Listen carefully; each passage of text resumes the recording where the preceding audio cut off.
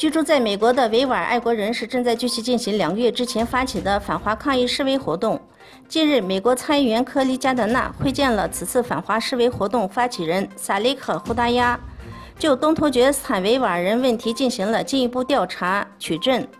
并表示尽所能帮助维吾尔人伸张正义。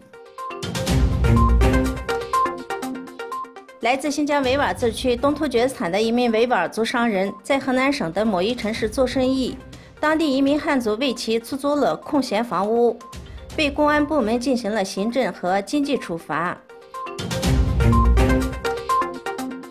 美国国防部长马蒂斯宣布，美国总统特朗普对土耳其进行的制裁不会影响两国之间的军事关系，表示继续与土耳其表示密切的合作。